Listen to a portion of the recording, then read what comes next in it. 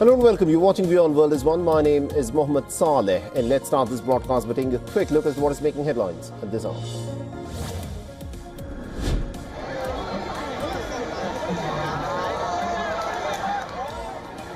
At least 11 people are reported to have died in a crowd surge outside of the Chinnaswamy Cricket Stadium in the Indian city of Bengaluru, where fans were celebrating Royal Challengers Bengaluru's first Indian Premier League title victory.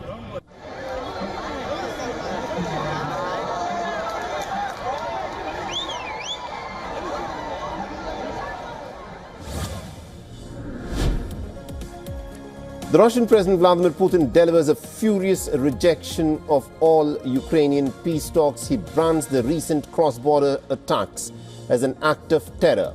And he also demands, and I quote him here, who negotiates with those who bet on terror?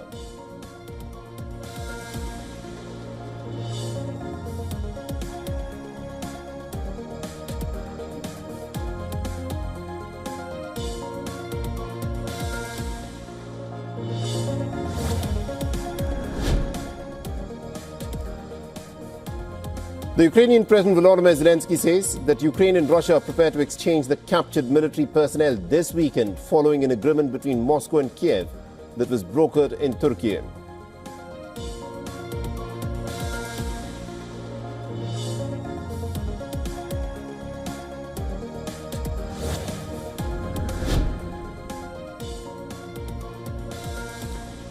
And the United States holds the final phase of the large-scale NATO drills in Greece. More than 2,500 troops from the United States and allies and partners in the region participate in the live drills.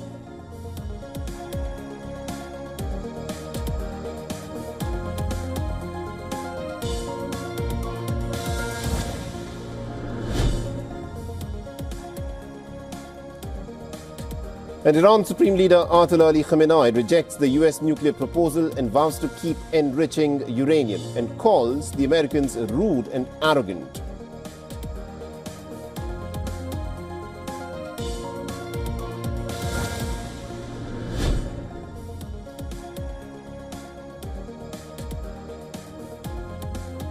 The US House Speaker Mike Johnson says that President Donald Trump is not delighted with Elon Musk's shift to oppose the mega bill of tax cuts and spending priorities. He also adds that billionaire reversed his positions by thrashing the legislation.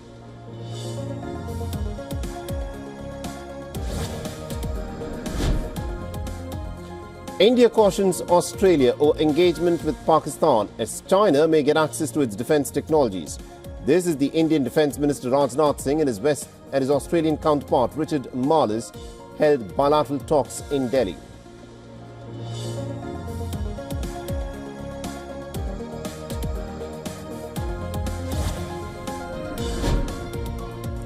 A decline in Tesla's China-made electric vehicle sales extends to an 8th month in the month of May. Automakers' sales woes are compounded by brutal price wars in the world's largest auto market.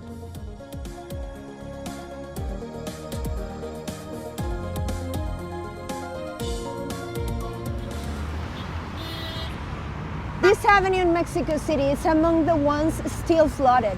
Mexico was hit by intense rain and strong winds. The rain didn't let up for more than 5 hours, flooding major streets not just in the capital but in other states as well.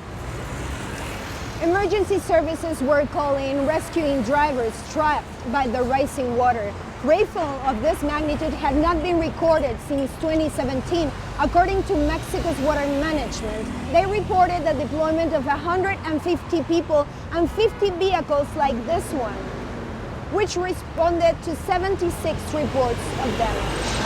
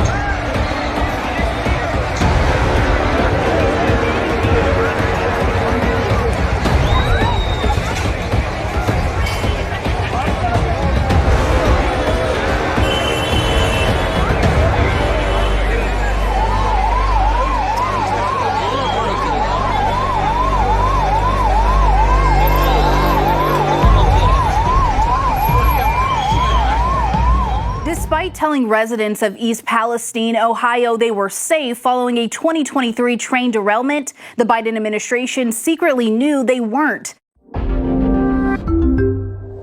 The revelations coming in emails first obtained by News Nation showing the White House was concerned about cancer-causing toxins in the air following the burn of rail cars carrying 115,000 gallons of toxic vinyl chloride. 7 months after the 5 boxcars were burned, former President Biden sent a FEMA coordinator to East Palestine to document the town's unmet needs. The emails released through the Freedom of Information Act show communications between FEMA, the White House, NSC, and EPA expressing fears about the chemicals in the air after the rail disaster.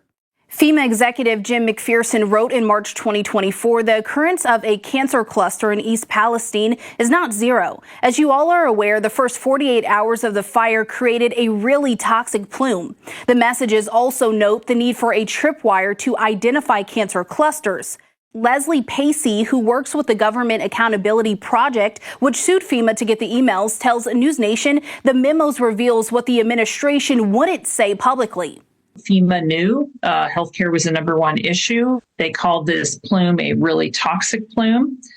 They knew that there would be the potential for cancer clusters. There's White House officials and National Security Council officials discussing the dangers of the cancer cluster potential and the health issues, and discussing whether or not to release the unmet needs report to the public and to the media. The unmet needs report was never released. Pacey also says the administration fell short in monitoring the ground and water for toxins as well as air testing. She says planes monitoring air quality should have been deployed within 8 hours of the derailment instead of days later, which federal officials did, citing bad weather. Emails obtained by Pacey's organization also show FEMA's coordinator was instructed not to meet with the public. Resident Krista Graves tells the news outlet she experienced the problem firsthand. A lot of us emailed and called that person and never got through. Eventually there was something said he didn't need our anecdotal reports. Pacey says that's because the White House was more interested in public reassurances rather than public health, eventually leading to officials, including a U.S. senator, coming to East Palestine to drink the tap water and to show to residents they are safe and not in danger. It's infuriating. We're supposed to believe that's not how our country runs. And I'm starting to see that that's how our country has always run. A spokesperson for the Trump administration's Department of Homeland Security criticized the Biden administration in response to News Nation's report, calling another outrageous example of the gross mismanagement and treatment of the American people under the prior administration. They vowed this will never again happen under the leadership of President Trump and Secretary Noem. For diplomatic breakthrough between the U.S. and Iran appear to be fading. Tehran has made a bold declaration. Its supreme leader, Ayatollah Ali Khamenei, has vowed to keep enriching uranium, effectively rejecting a new U.S. proposal. The rude and arrogant leaders of America repeat this demand in various ways. The proposal that the Americans have presented is 100% against our interests. If we have 100 nuclear power plants, but no enrichment, it won't help us, because nuclear power plants require fuel. If we can't produce this nuclear fuel within the country, we'll have to turn to America. They may set 10 conditions for supplying nuclear fuel.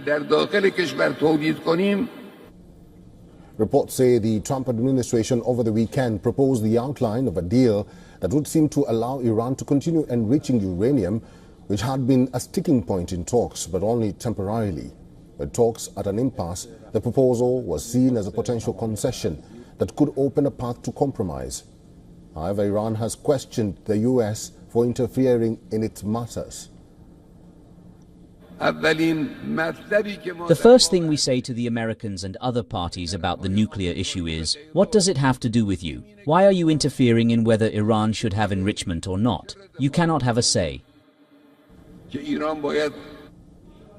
Well, the comments made by Khamenei reinforce Iran's position that it will not bow to U.S. demands, that Tehran entirely gives up its ability to enrich uranium on its own soil.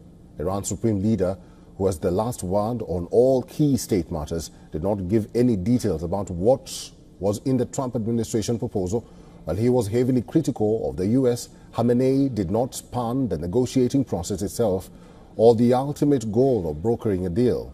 The details of the US proposal have not been made public. Axios reported on Monday that it allowed some limited, low-level uranium enrichment for a set period of time. On Tuesday, Iran's Foreign Minister Abbas Araghchi said Washington's ideas had many ambiguities and lacked clarity. Iran and the United States have been engaged in negotiations since April this year in a bid to end a tense, years-long standoff over Tehran's nuclear program, and have so far had 5 rounds of talks mediated by Oman.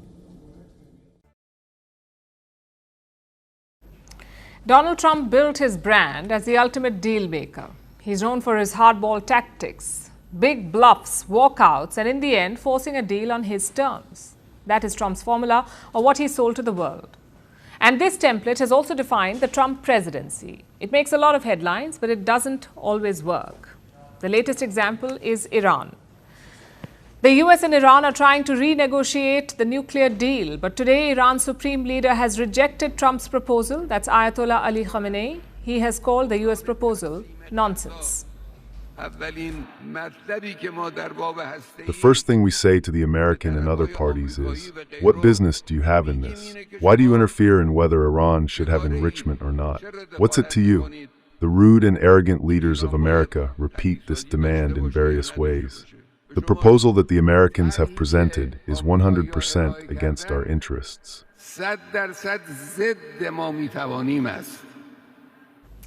The row over uranium enrichment by Iran is not new. Donald Trump wants Tehran to stop all enrichment, and for this he has offered a compromise. Iran can continue enriching for some time, and once it has enough to fuel a nuclear power plant, it should stop. That was the American proposal. The Trump administration framed it as a possible breakthrough. Clearly, Iran does not see it that way. It has been enriching uranium, and this is making the US nervous, because enriched uranium is the main ingredient for a nuclear bomb. And Iran had agreed to stop enrichment. It agreed to a deal with the US and other countries. But in 2018, Trump walked out of that deal. He slapped sanctions on Iran. So Iran doubled down on the enrichment. Now the US wants a deal again, but Iran sees it as a trap. Plus, their status is very different from what it was 7 years ago. In 2018, when Trump killed the nuclear deal, Iran was still months away from a bomb. Today, it could have a bomb within weeks. And this is according to the US intelligence assessment. They believe Iran is 1 or 2 weeks away. This is their new assessment. Iran is 1 or 2 weeks away from producing 60% enriched uranium. That is the level that you need to fuel a nuclear bomb. And this is just the start. Once Iran gets the first bomb, it can build 5 more. They have enough material for it. Although Iran insists that that is not their aim. Iran says it is not trying to build a bomb. We want peace and security.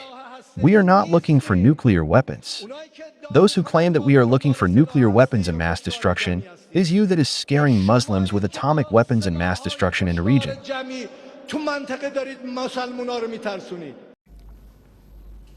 Iran has what it needs to make a bomb. A leaked UN report confirms that. It says Iran has ramped up uranium enrichment. Production has increased by 50% in just 3 months. This uranium is still below weapons grade, but it's well above what is needed for power generation.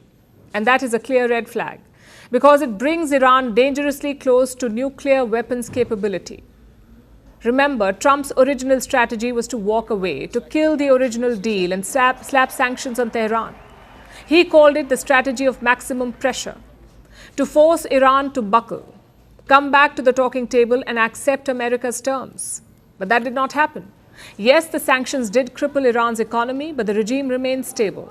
In fact, they got an excuse to break the rules, even build a bomb. Now, the US wants to impose stricter terms on Tehran. The Americans are demanding stronger guarantees, but Iran is unlikely to agree.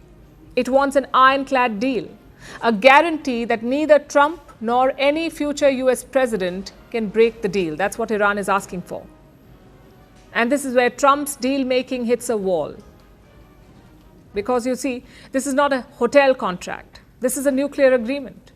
You cannot negotiate a bomb like you negotiate a building. You cannot bluff your way through it. Iran is just weeks away from a nuclear weapon. If Trump cannot lock this down, he's not just losing a negotiation, he's gambling with global security. The reason I'm here is because I've come to join this demonstration, but a large number of MPs, about 20 MPs, have walked out of Parliament during the Prime Minister's question time as part of the protest. What we're saying to the government is that they've got to recognise that in Israel, in Gaza, a genocide is taking place. We've got to stop this government arming Israel, in particular providing the parts to the F-35 bombers that is killing so many civilians and including children, but also that they need to recognise the Palestinian state immediately as part of the peace process now. Time and time again we've been raising these issues in Parliament. There's been some moves by the government, but nothing near enough. The arms are still going, the bombers are still bombing as a result of the parts that we're supplying from this country. That's not good enough.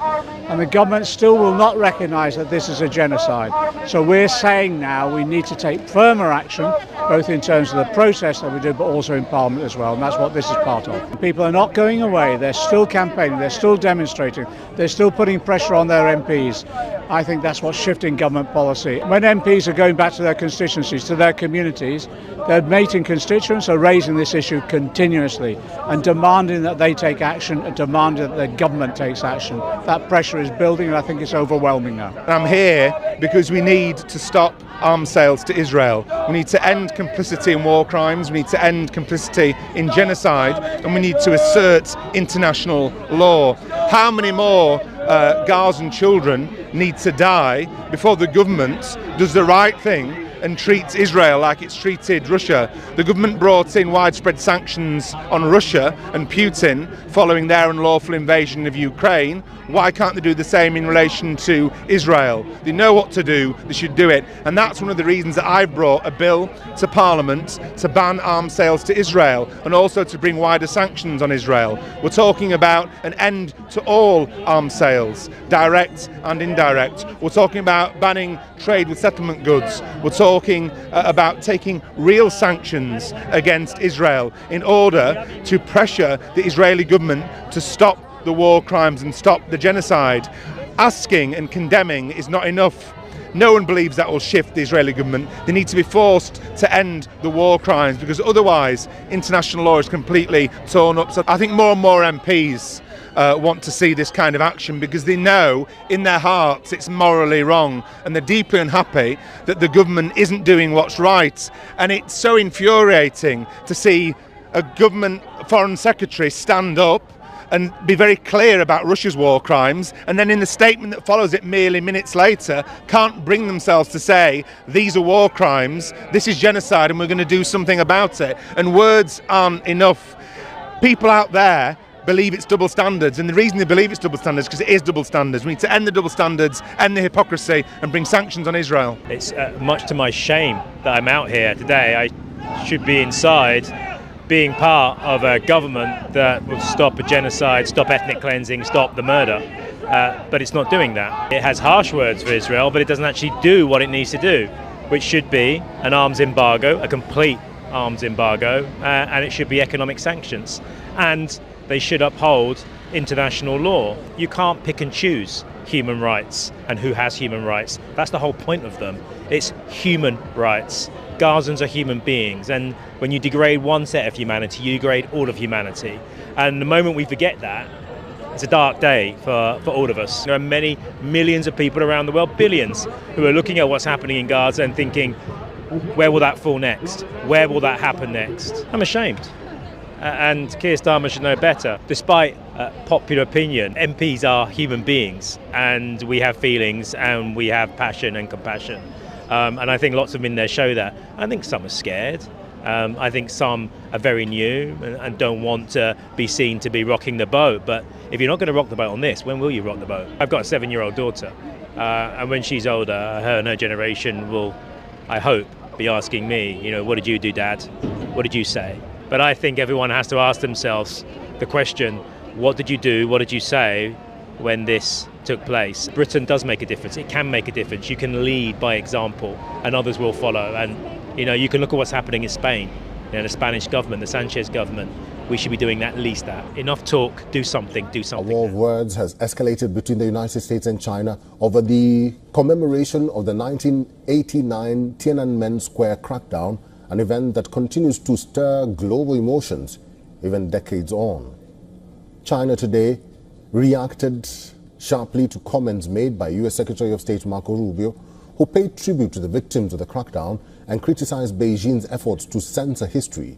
In a strongly worded statement, Chinese Foreign Ministry spokesperson Lin Jian called Rubio's comments erroneous, amounting to an attack on China. The relevant wrong remarks from the US side maliciously distorted historical facts, deliberately attacked China's political system and development path, and seriously interfered in China's internal affairs. China strongly deplores and firmly opposes this. China has lodged solemn representation with the US. Rubio, marking the anniversary of the crackdown, said, and I quote, "The world will never forget what happened on June 4th, 1989, even as Beijing actively tries to censor the facts." Beijing has lodged an official complaint with Washington expressing strong dissatisfaction and firm opposition to Rubio's statement. The tensions come as Taiwan's leader Lai Ching-te also joined the chorus of global voices remembering the crackdown. In a Facebook post, Lai Ching-te said, and I quote, "Authoritarian governments often choose to be silent and forget history, while democratic societies preserve the truth. Every year on 4th of June, vigils are held to honor the victims of the 1989 crackdown. The protests, which began in April that year, ended tragically when the Chinese government deployed troops to clear the Tiananmen Square. Official estimates say around 300 people were killed and over 7,000 others were injured, among them civilians and soldiers." Our next story comes from Japan. Researchers there have developed something which could be a game changer in the fight against plastic pollution. They have developed a plastic. It's no ordinary plastic because it dissolves in seawater within hours. The thing is, scientists have long experimented with biodegradable plastics, but researchers from the Riken Center for Emergent Matter Science and the University of Tokyo say their new material breaks down much more quickly and leaves no residual trace. This is extremely significant given that the world has been dealing with the impact of plastic pollution. It's a grave threat, after all, that has surrounded us from all sides. The menace of plastics. It's a monster created by human beings that is now choking our environment. In fact, the UN Environment Programme has predicted plastic pollution is set to triple by 2040, adding 23 to 37 million metric tons of waste into the world's oceans each year. It's a wake-up call for our world, which is already seeing horrific cases of how plastic impacts marine life and how microplastics enter and impact the human body. It's a race against time. The fight against plastic pollution and to save our planet. Scientists worldwide have been working towards the goal of tackling the plastic waste crisis. Let's tell you more about what the researchers did in Japan. The team demonstrated a small piece of plastic vanishing in a container of salt water after it was stirred up for about an hour. So what next now? The team has not yet detailed any plans for commercialization. The research has naturally attracted interest, including from those in the packaging sector. The new material is as strong as petroleum-based plastics, but breaks down into its original components when exposed to salt. Those components can then be further processed by naturally occurring bacteria, thereby avoiding microplastics, generating microplastics. Generating microplastics that can actually harm aquatic life and also enter the food chain. Microplastics have been detected in water samples around the world at levels that are extremely concerning, and one estimate suggesting a rather alarming figure. The average person ingests about 4,000 plastic particles in drinking water annually. Can you believe that? This is a horror story, one of our own making. In fact, microplastics and nanoplastics, tiny bits of plastics, have been found in several parts of our body, including our brain and cardiovascular system. Research earlier found that microplastics can be passed from pregnant mothers to their unborn offspring. Marine life has been found with plastic objects suffocating them. And given the magnitude and intensity of the crisis, the question remains, can we win against the plastic monster created by us?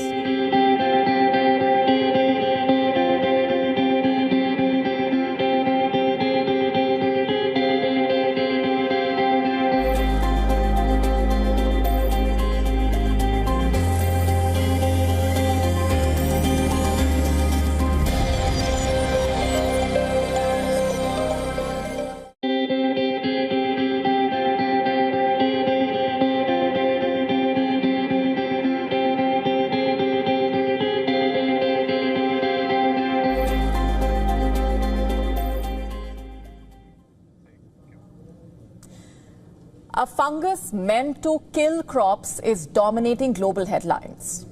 And here's why.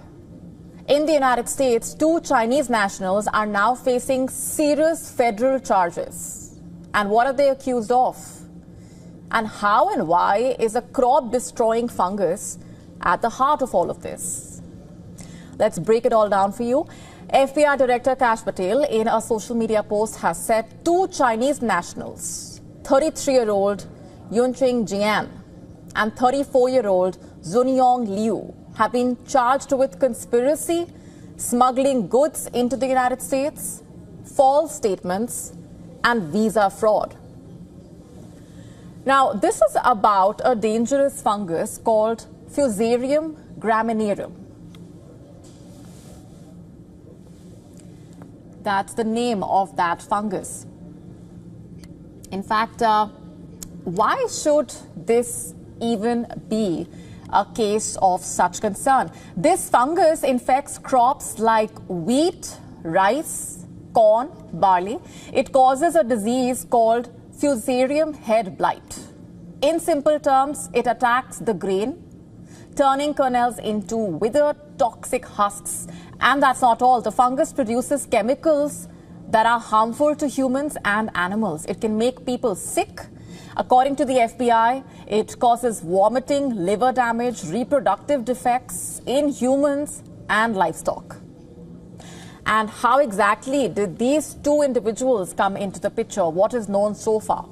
U.S. authorities say Liu tried entering the country last July through Detroit. Officers found red plant material in his bag. At first, he claimed he had no idea what it was, but later he admitted that he brought it for research, specifically to study the fungus at a University of Michigan lab, where Jian, his partner, worked. The FBI says both had previously studied the same fungus in China. In fact, Liu had an article on his phone titled Plant Pathogen Warfare Under Changing Climate Conditions, quote unquote. Text messages between the 2 suggest Jian was already growing the fungus in a university lab even before Liu arrived. But then that raises a bigger question. What exactly is agroterrorism? And why are US authorities calling this a possible case of it? And was it part of a larger plan? Agroterrorism is the act of using harmful bugs, diseases, biological agents to attack a country's food supply. It's not just about crops, it's about destabilizing economies and governments by cutting off something every person needs, and that's food. Imagine this fungus spreading undetected through wheat farms. It could destroy harvests, spike food prices, hurt farmers, even cause panic in supermarkets. And in a country like the United States, where agriculture is a multi-billion-dollar industry, the damage could be massive. And here's the alarming part of all of this. This type of attack is hard to spot early on, and that's what reportedly makes agroterrorism so dangerous and effective. Historically, agroterrorism is not new. During World War II, German forces reportedly tried to sabotage Britain's potato farms using beetles. Even Japan explored the idea of using grain diseases during that time. And in 1984, a cult in America's Oregon poisoned salad bars with salmonella to sway an election sickening over 750 people. Now back to this case. Jian is a biologist with a focus on cellular and plant development. Investigators saying she received funding from the Chinese government for her work. Liu, who first entered the US with the fungus, told officials he intended to help with university research. However, the University of Michigan has publicly denied any Chinese funding for their research and says it's fully cooperating with the investigation. So where do things stand right now? Where does the case stand? The charges are serious. If proven, the duo could face long prison sentences. But beyond the courtrooms and the legal proceedings lies a very chilling reminder here. Food systems are more vulnerable than we think. Something like this deadly fungus could threaten entire crop fields.